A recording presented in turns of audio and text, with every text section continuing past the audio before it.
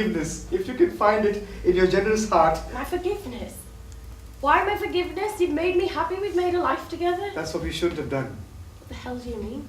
We weren't supposed to. You were with my friend Chunni, and I... You were what? I was not free.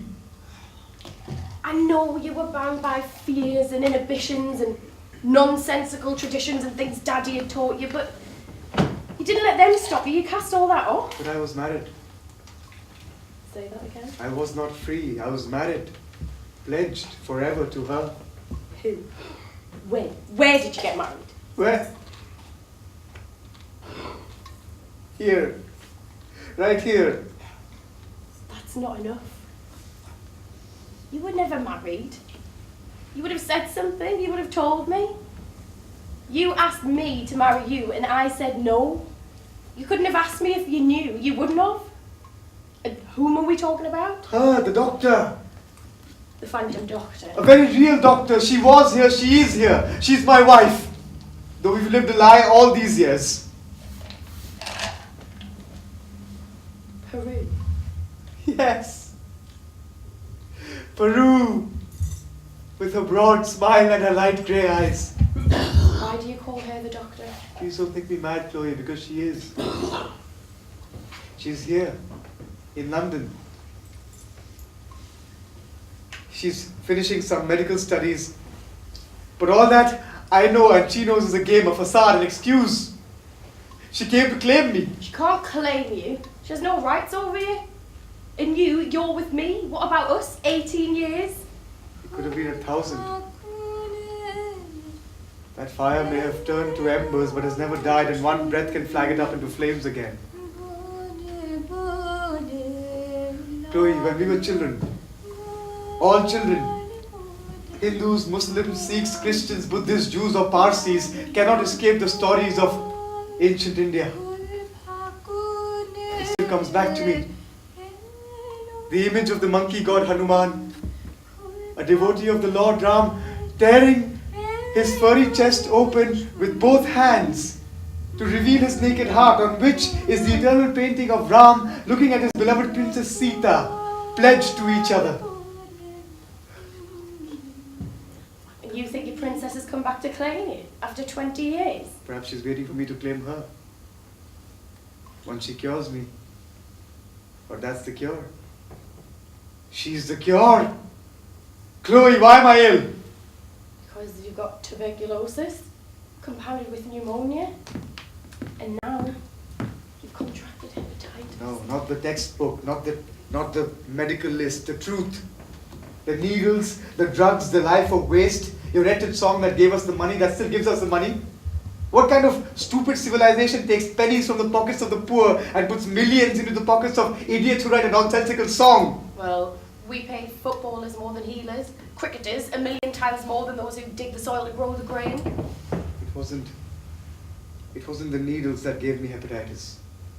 It was the sickness of the hand that gave me the needle and filled the syringe. You mean me? No. My dearest, I don't mean this hand. I mean the hand of the devil that turns people to this idea of happiness through escape, the fatal promise. The great Satan. As the Ayatollahs would say. We are turning back to our roots, are we? She's a good Muslim, I suppose. Does she cover her face and head when she's examining patients, the full Monty? Please, Chloe, I don't mean to hurt you. Even though we both know that life is loving each other and hurting each other. Come on, it's not like that. That's Bollywood movies. Most of us live normal lives. What? Singing songs and snorting cocaine and injecting heroin and going for 3 months each year into rehab. Living in one's own filth. Forgetting how to boil an egg. Eating fast foods and saying prayers only to the God of the fix. And the walks in the country holding hands. And the parties. And the sex. Once in 2 months, when the booze stopped you finding the coke and overtook the impotence. A happy picture. Thanks. So your doctor is back. She's the only one who can cure me. It's not the hepatitis or the pneumonia or the holes in my lungs. It's my soul that's leaking away. I didn't keep faith with her. I believed that she was betraying me. I was willing to give her my whole life, and at a word I was persuaded that she was deceiving me, that she was plotting to drag me into the pit into which she had fallen, that she loved another and was using me. Why? How did I let the snake whisper in my ear? Why did I believe him? Because trust is not a solid thing. When you accept it and hold it, and when, or if, you allow your fingers the slightest crack, it slips away, you can't gather it back. Left her standing on a railway platform, wondering why I had deceived and betrayed her, cursing me, cursing the thought of love perhaps. But you say she's back. I saw her!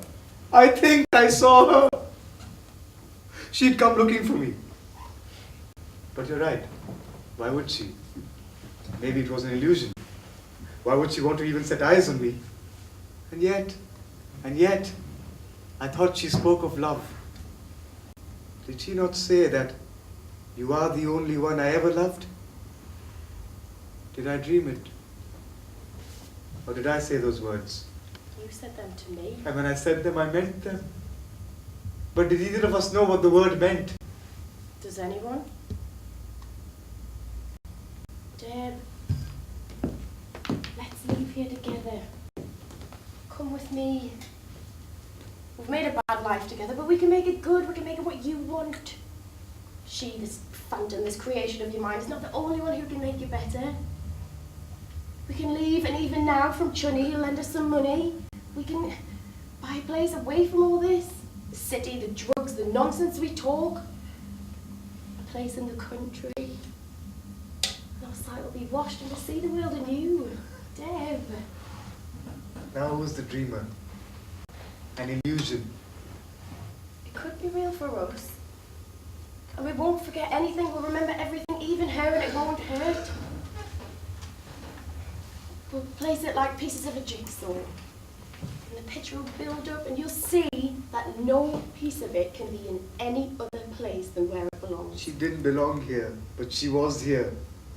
She was in two places at once. No, my darling, she wasn't. She may not have ended up being a doctor. She may still be in the village happily married, the second wife to an older but grateful husband. What you saw was an illusion. It wasn't her.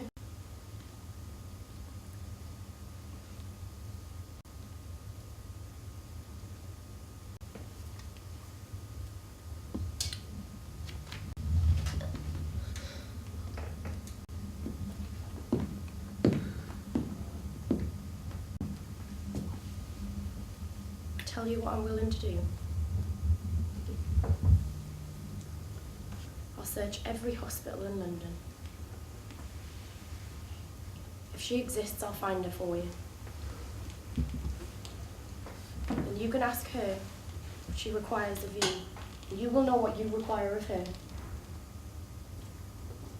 If that means your happiness, I won't stand in your way or say a word more.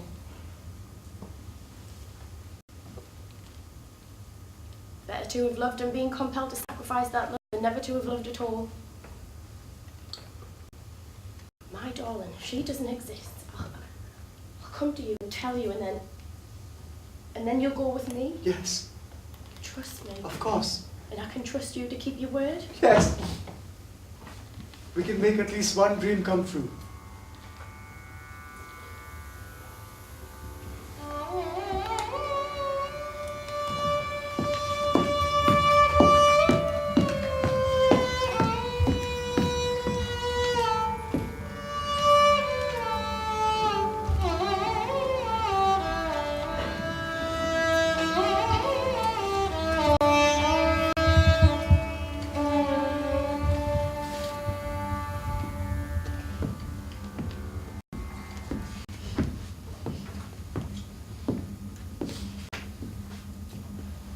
Farrukh, Oh God, no! Acid. I'm sorry to have startled you. I didn't mean...